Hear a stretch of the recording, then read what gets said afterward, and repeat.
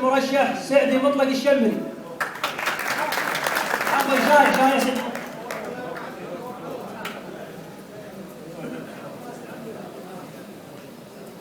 السلام عليكم، مساكم الله بالخير جميعا. بداية أحب أشكر الحضور جميعا لتلبيتهم الدعوة والوقوف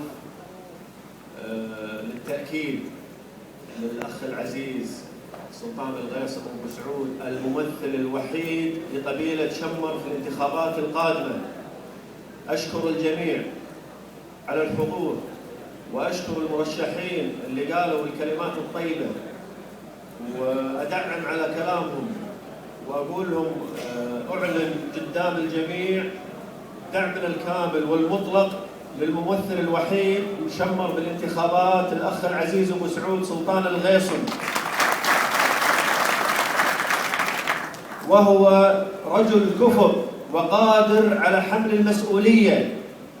والآن المطلوب منا جميعا الوقوف وقفة رجل واحد وراء هذا الرجل اللي يستاهل وراح يمثلنا جميعا وراح ياخذ كرسينا. يا اخوان، الرجل اللي يركض غير الرجل اللي يقف، والرجل الواقف غير الرجل اللي قاعد. لازم جميعنا نسعى ونحث الجميع في يوم الانتخابات على الحضور، ونحضر اهلنا ونشوف من برا القبيله اصوات اخرى لسلطان، من صديق، من جار، من نسيب، من زميل عمل. كلنا لازم نصير سلطان، كلنا نسعى له. احنا ما نفكر بالمراكز الاخيره، احنا نفكر بالمراكز الاولى.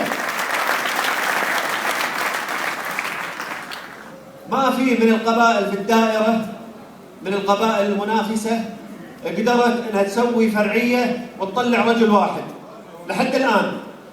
ان شاء الله باذن الله سلطان راح يقعد على الكرسي، وفي الانتخابات القادمه راح نسعى ان نطلع اثنين اذا اتفقنا واتحدنا وصرنا كلنا رجل واحد. بصراحه القبيله انا اجزم ما اعتقد، متاكد من هالكلام، عندنا القدره والكفاءه والحماسه والرجوله كقبيله ان نوصل الرجل هذا الى الكرسي، واننا ان شاء الله كرسي شمر نقدر عليه هالسنه، ونبي نحاول كراسي اكثر في المستقبل. فارجو من الجميع دعم سلطان يعني شمر بالنسبه لنا. كل الاخوان قالوا اللي بقوله انا وكفوا ووفوا. الرجاء الالتزام من الجميع، والرجاء اننا كلنا نصف صفه واحده وراء سلطان وراء كرسينا. واشكركم جميعا.